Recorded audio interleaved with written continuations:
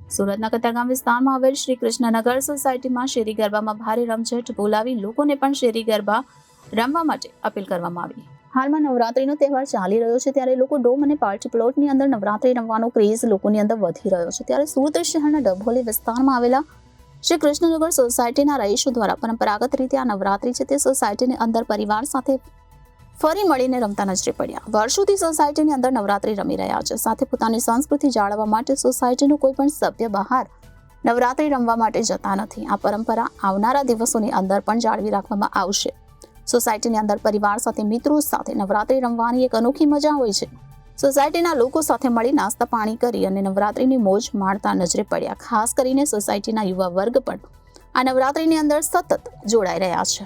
ઇટાલિયા હિરલ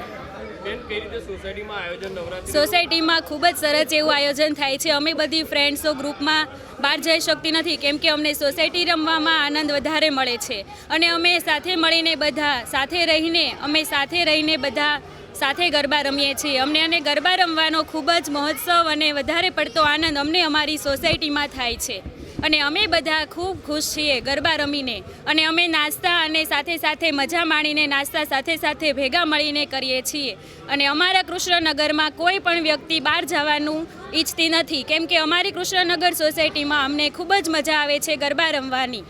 મારું નામ સંજય કાનાણી. અમે કૃષ્ણનગર સોસાયટીમાં રહીએ છીએ જે કોઝવે રોડ કતારગામમાં આવેલી છે. અમે 9 દિવસ નવરાત્રિનું આયોજન કરીએ છીએ અને એક લોકોને સંકેત આપીએ છીએ કે ગરબા રમવા બહાર પાર્ટી પ્લોટમાં જવું ન જોઈએ અને આપણી સંસ્કૃતિ જળવાઈ રહે એ હેતુથી સોસાયટીમાં એકતા જળવાઈ રહે એ હેતુથી આયોજન કરીએ છીએ અને કોઈ પણ સભ્ય બહાર જતું નથી. બધા જ અહીંયા સોસાયટીમાં હાજરી આપી અને ગરબાનું આયોજન કરે છે અને ગરબા રમે છે. માતાજીની આરતી કરી અને પછી અમે ગરબા રમીએ છીએ અને એ સંદેશ એક છે લોકોને કે બહાર જવું ન જોઈએ અને સોસાયટીની એકતા જળવાઈ રહે હેતુથી સોસાયટીમાં જ ગરબા રમવા જોઈએ. Reporter Arvind Rathod, Janadesh news, Surat.